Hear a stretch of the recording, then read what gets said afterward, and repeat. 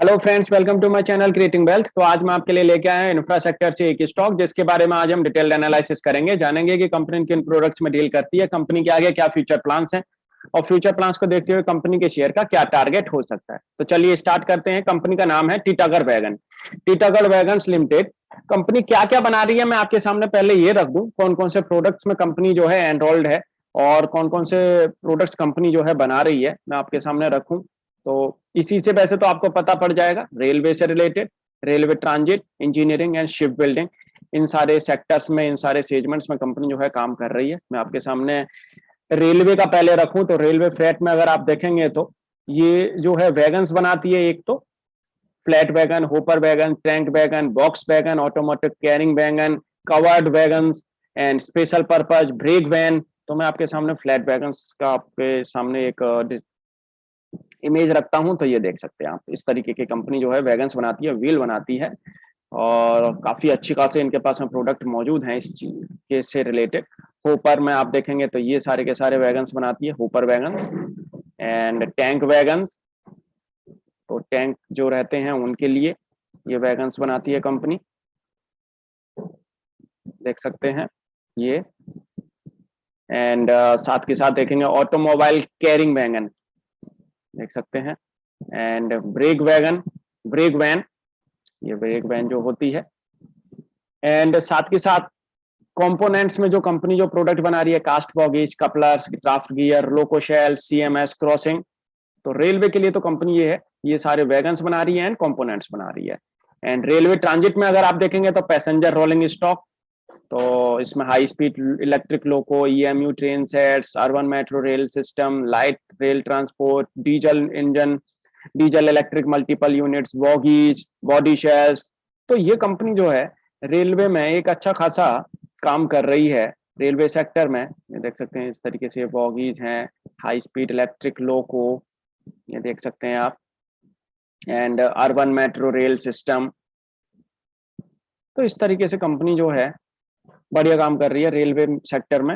And साथ के साथ आप देखेंगे तो प्रोपल्सन एंड इलेक्ट्रिक इक्विपमेंट, उसमें भी कंपनी जो है काफी प्रोडक्ट बना रही है। जैसे कि आप देखेंगे traction converter, auxiliary power supply, traction Motors, bogies, train control and monitoring systems. तो देख सकते हैं इसमें भी कंपनी जो है काम कर रही है, propulsion electric equipment and services भी प्रोवाइड करा रही है, जिसमें passenger rolling stock, propulsion electric equipment and bridges. तो ब्रिजेस में भी कंपनी जो है मॉड्यूलर पैनल ब्रिजेस, बेली ब्रिजेस, अनब्रिजेस, मेटेरिक्स एक्स ब्रिजेस, मैं आपके सामने रखूं यहाँ पे। तो आप देख सकते हैं इस तरीके की जो है कंपनी एक ब्रिजेस भी बनाती है, बेली ब्रिजेस ये वाले इस तरीके से, एंड यूनी ब्रिजेस एंड मेटेरिक्स ब्रिजेस, ये ऐसे करके कंपनी जो है ब्रिजेस भी बनाती है। एंड साथ के साथ मैं आपके सामने रखूं तो डिफेंस सेक्टर से भी रिलेटेड कंपनी जो है प्रोडक्ट बना रही है, उसके लिए भी प्रोजेक्ट बना रही है, जिसमें specialised wagon, shelters, EMI MC containers, mine plugs, pressure vessels, specialised canopies, इस तरीके से काफी प्रोडक्ट बना रही है। शिप बिल्डिंग के लिए भी कंपनी जो है वेसल्स बना रही है, पैसेंजर शिप्स भी बना रही है। तो मैं आपके सामने रखूं यहाँ पे तो हम देखेंगे ये पैसेंजर शिप्स हैं, tugs and inland water transport vessels, इस तरीके काफी प्रोडक्ट्स जो है कंपनी मैन्युफैक्चर कर रही है। तो आप देख सकते हैं अच्छे खासे इन्होंने एक डाइवर्सिफिकेशन कर रखा है सेक्टर्स में, सेगमेंट्स में, जिसमें engineering, ship building, railway transit, railway freight.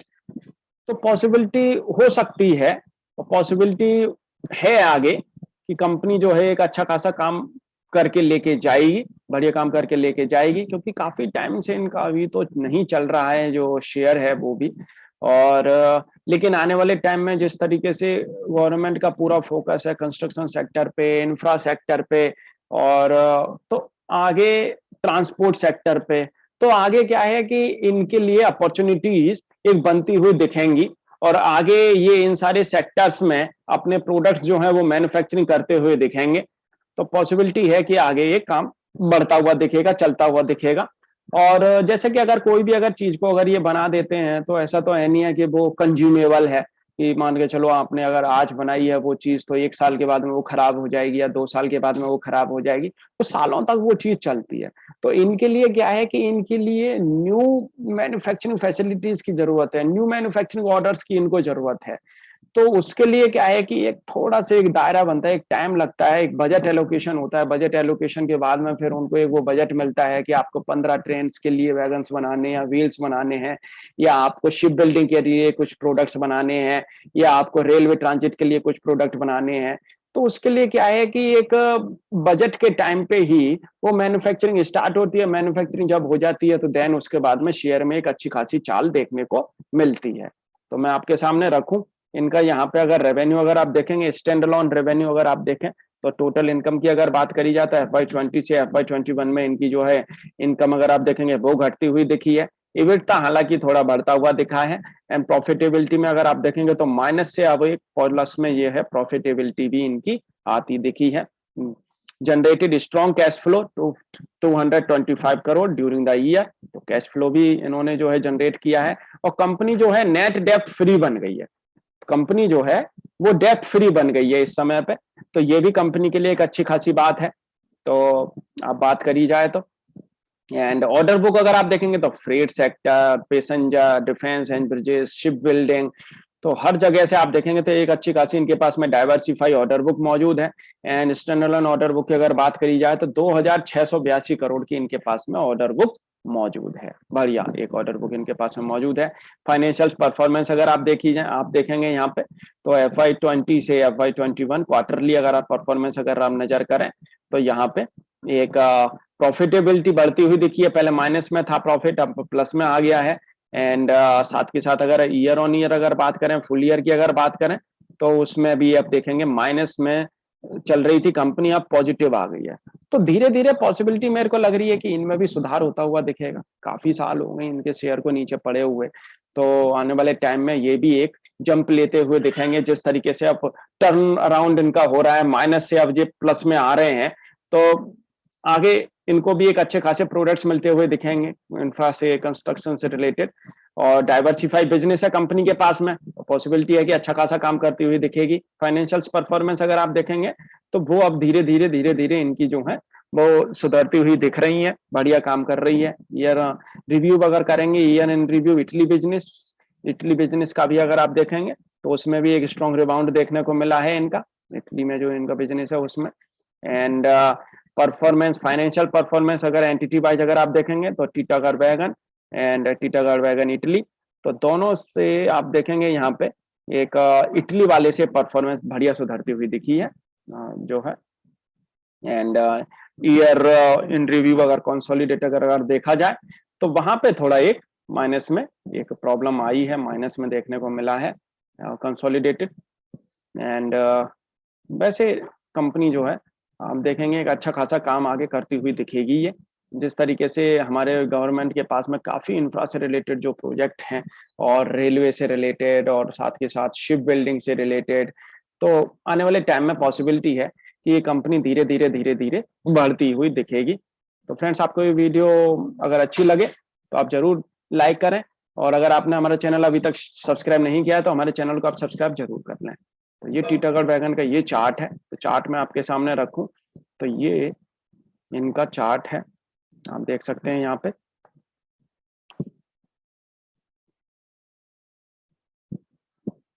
ये शेयर का चार्ट है, बहुत पुरानी कंपनी है, बहुत काफी टाइम हो गया, लेकिन कभी भी इसमें एक चाल अच्छी खासी एक चाल देखने को नहीं मिली। बस ये वाला फेज था जो एक चाल अच्छी खासी इसने दिखाई है। हालांकि कोई एक बढ़िया चाल इसमें देखने को नहीं मिली, लेकिन पॉसिबिलिटी अब लग रही है कि धीरे धीरे शायद ये भी एक मूव अप करने लगेगा ऊपर। तो देखते हैं कैसा इसमें रहता है आगे, कि मूव आता है एक अच्छा खासा या नहीं। तो शेयर ने यहाँ पे ये अपना हाई लगाया था, और हाई लगाने के बाद में ये लो लगाया है। अब देखेंगे तो करीब करीब यहाँ से ये शेयर दोबारा से 38.2% की रेजिस्टेंस तक टच करता हुआ नजर आएगा। वो तो ये करेगा ही करेगा 84 85 तक। एंड उसके ऊपर ये निकल के कब तक सस्टेन हो पाता है, कब ये 125 रुपए के ऊपर जाता है, क्योंकि यहाँ से करीब करीब इसको एक डबल सा ही इसको यहाँ से बढ़ना पड़ेगा।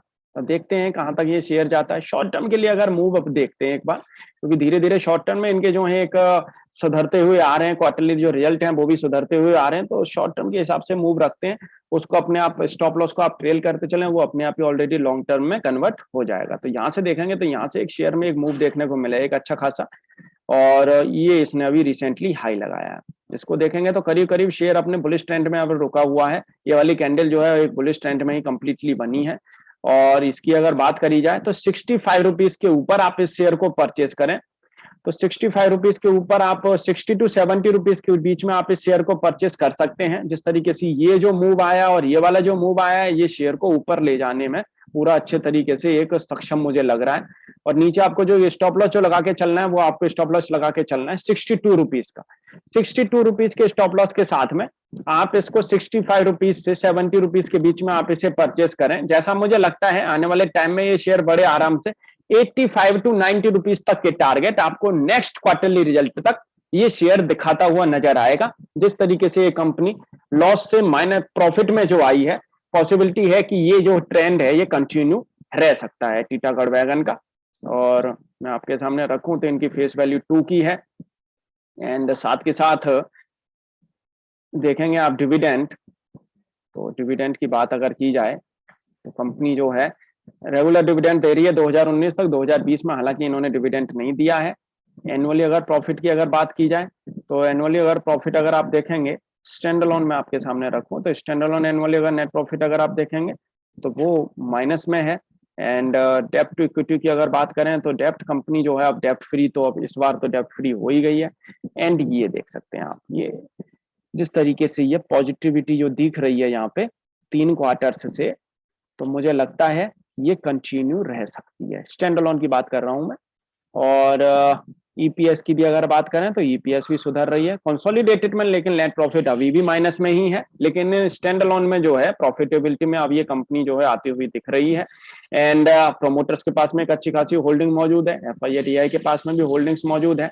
एंड एक देखेंगे तो पब्लिक के पास में एक अच्छी खासी होल्डिंग्स इसमें मौजूद है। टीटागढ़ बैंगन स्मॉल कैप कंपनी है, माइनस में है अभी तो एवरीथिंग अगर आप देखेंगे तो आरओई। लेकिन जिस तरीके से इन्होंने जो डेप्ट को जो बिल्कुल डेप्ट फ्री बना लिया है अपनी कंपनी को, पॉसिबिलिटी मेरे को लग रही है कि आगे ये कंपनी भी बढ़ती हुई दिखेगी। इसमें भी एक अच्छी खासी चाल आपको आने वाले टाइम में आती हुई दिखेगी, क्योंकि कंस्ट्रक्शन से रिलेटेड, इंफ्रा से रिलेटेड कंपनी जो है प्रोडक्ट बना रही है, और वो आगे उसमें एक वाइड रेंज में एक इनको एक फायदा आने वाले टाइम में देखने को मिलेगा। मूव अप ये करते हुए देख सकते हैं। तो फ्रेंड्स, आपको ये वीडियो कैसी लगी आप मुझे जरूर कमेंट करके बता सकते हैं।